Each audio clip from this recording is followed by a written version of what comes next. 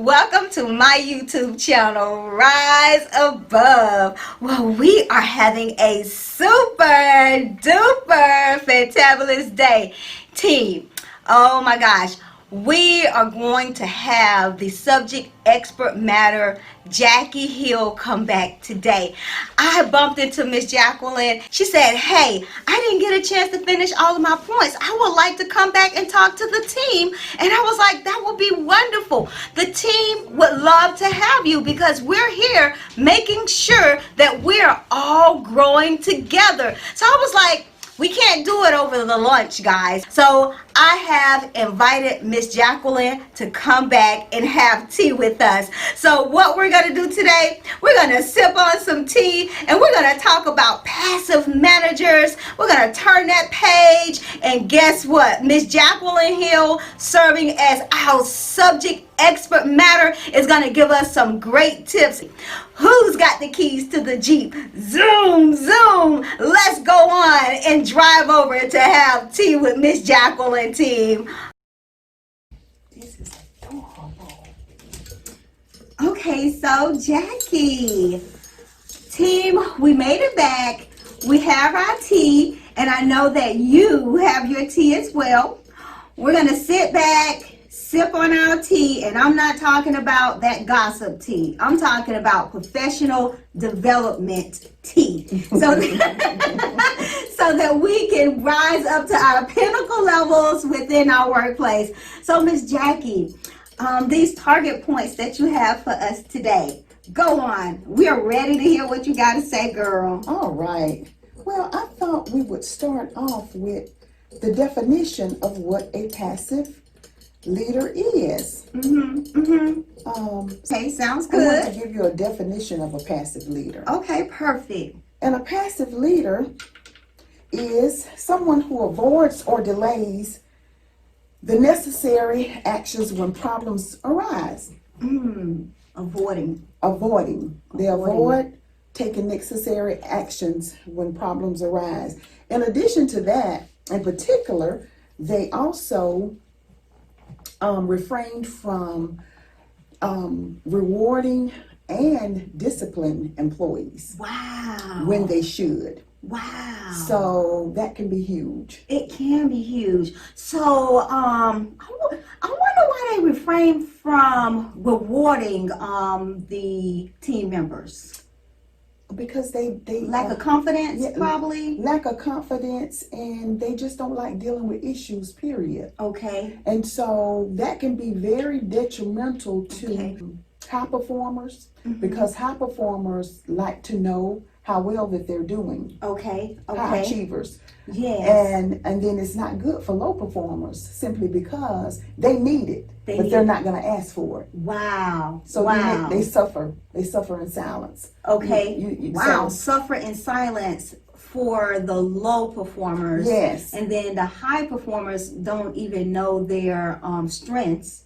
Well, high performers, a lot of times they realize and know their strengths. Okay. But they're not being acknowledged for their strengths. Because they're not being motivated and they're not being encouraged and they're not being pushed. So when you have a passive manager like that and they're not acknowledging those team members, Ms. Jacqueline, how should the team member handle that? Let's go over to some of the characteristics. Okay. Because I think it's important to go over to some of the characteristics, because sometimes you could have let's give an example. You may have a young employee that's new to the workforce that just started the workforce, and so they're excited about their new job, and they may have a passive manager. You may be experiencing this on your job. You may have a passive manager, and you may be experiencing some of these things, but you may not know what it is. So you don't know how to put a name to it. Or you could be on the other end of the spectrum.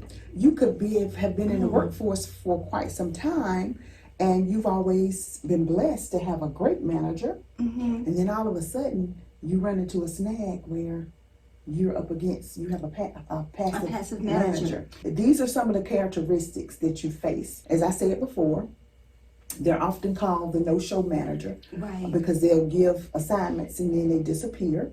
They often have missed deadlines, unfinished assignments, things of that nature, increased conflict, stress, things of that nature, because they don't deal with problems and situations, unresolved problems. Unresolved problems.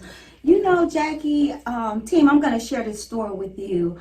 I had a job, and on the job, a passive manager is one that gives you limited information on a job as well. Yes, absolutely. Right? I didn't know the job because I was new, so that means that I was without the knowledge that I needed to perform the job. But because my manager felt as if I was coming on the job with more knowledge than she had, she did not give me all of the training that I needed to perform the job. So when I was receiving phone calls, I didn't have the proper information. And so that lowered my self-esteem. And even with her being a passive manager and performing in that way, I had to step up to the plate. I went to the internet. I researched my job title and what we were doing and the services that we were rendering over to the customers, and I learned the subject.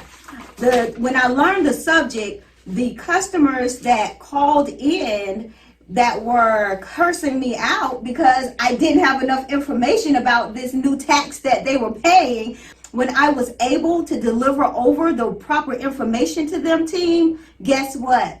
They understood why they were paying this new tax on their bill, and then that boosts my confidence as well. And on the other hand, it showed that passive manager that she couldn't stop me, that I was a team member that set out to get the information that I needed to get because I had that drive. Absolutely. And she saw that drive within me. So even though I was facing that passive manager, Jackie, I still had to have my drive to do what I need to do to get my core duties done. That's an excellent point, Trihuna. You know what you did? Tell me. You used your soft skills. Woo! I didn't even know it. You use your soft skills. Yes. You adapted to your environment. Okay. And you were creative. Wow. You was like, okay, I got to use what I've got, and I got to do something to help yourself. Yes. To get through this, to navigate through your situation. And that's what it's all about. Right. And I did not do it in a way to where I was trying to make my manager look bad. Or yes, feel bad. And you talked about that before. Absolutely. You talked about that in the last video. Absolutely. You know, when you go to your manager in a way where you are letting them lead, but in reality, you're leading by the way you approach the situation. By the way you approach the situation, that is so key. Okay. You know, you don't neglect your own needs. Yes. You know, you do have to acknowledge that you have needs that need to be addressed as well. Yes. But it's the way that you approach it. The way you approach. It's the way that you approach the situation. Yes. And you can't go on a witch hunt. Can't go. You know, that doesn't do anybody any good, you know, because that's only going to be negative all the way around. Yes. So please don't do that. But you know, every organization needs strong leadership. Yes. Because when you don't have strong leadership, the business itself doesn't achieve their goals. They lose customers, and then first and foremost, hardworking employees, they suffer. Yes. And so, you know, you don't want your employees to suffer. You know, it was once said that encouraging words does well within an organization, even if the employees don't get paid. Absolutely. And so, if that passive manager isn't encouraging that team, that would be a way that the organization would tend to suffer as well, huh? Absolutely. As a passive manager. But even if your manager is not giving you that encouragement, Jackie, there's still a soft skill that you can work around to help you achieve your core duties. What soft skill do you think would help our team There are several soft skills that you could use. Your interpersonal skills, Ooh. make sure that you're collaborating with other people within your organization. Yes. It doesn't necessarily have to always be people that are in your program or department. Sometimes you may have to go outside of your department. You could ask someone within your agency to mentor you. I was just about to say a mentor. A mentor is a great opportunity within your agency. And sometimes it can be even outside of your agency, but just to give you someone to look up to kind of lead and guide you. Give you a positive outlook. Yes, yes. Those things are very important. Right. You're making sure that your work ethics are up to par and up to standard. Yes. Those type of things help to keep you moving forward. Someone that's going to give you the truth, as in constructive criticism, and they're not putting you down, but they're lifting you up in the areas that you may need some more encouragement in. Absolutely. And I found that to be a strength of mine. No matter where I go, my target point is to always find a leader that's stronger than I am. Absolutely. So that they can help me grow and grow up and grow out. Grow up and grow out. Grow up and grow out. And another one, the power of persuasion. Learn how to you heard that, team? Yeah, learn how to examine all situations. Learn how to look at things from more than one point of view. Ooh. A manager can Don't be narrow-minded. Don't be narrow-minded. Learn how to argue a point to give good and bad points. Yes, I think that's a great idea. Give some reasons why it's good, and then give some pros and some cons. It's good to be able to argue on both sides of a situation. Debate, a minor debate. Yeah. Give problem solving skills. Yes. Be creative. Learn how to think outside of the box. Learn how to get with colleagues and brainstorm. Those type of things. Could help you to grow and to develop. Even if you have a passive manager, I'm just going to ask you a question, Jackie. Sometimes there are passive managers, they have innovative team members. And they are very innovative, and they throw all of these ideas out. And here it is, team, the passive manager take your ideas and they use them for their own. Should the team be mad about something like that? No, the team can't get mad about that. You're part of the team. You're part of the team. Part of the team. So even if the passive manager take your idea, and it was your idea, and they run with it as if it was theirs, it's okay, because it's still a team. It's a team effort. Trust me, somewhere down the line, you're going to get credit. Even if the manager knows, they already know. Even if they give you the credit behind closed doors when it's just the two of you. Jackie, this cookies good. I'm sorry. I'm just eating. I apologize. I haven't even tried it, but I mean, the tea is delicious. The tea is delicious. I'm about to sip up my tea. I'm going to need some more tea in a minute. Yes, so, oh my gosh, Jackie, these pointers, they're going to help us, team, as we enter into the 2021 year.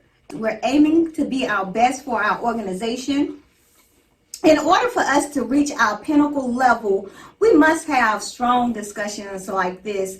And we grow together. It doesn't take one person, it takes a team. And Jackie, you have hit some strong points here today. And it's just awesome the way you were able to articulate those strong points. And with your background in HR, 30 years, I know these points work, team. I'm hoping that in the year of 2021, we can take these points that Ms. Jackie has given us and go out and be those change agents that we are made to be, so that our organization could work at its pinnacle level. So, Miss Jackie, if you had to leave the team with one point, what would that point be? I would say if you find yourself in a situation where you are under the leadership of a passive leader, I hope that something has been said here today that you could take that will back to your workplace that will help you so that you could learn to continue to grow and develop right where you're planted. And even if that passive manager tends to get irritated real fast, step back, breathe. Reevaluate the situation. And that's another thing. Ooh, reevaluate the situation. Always remember. This is a good subject. Always remember why why you are at the job.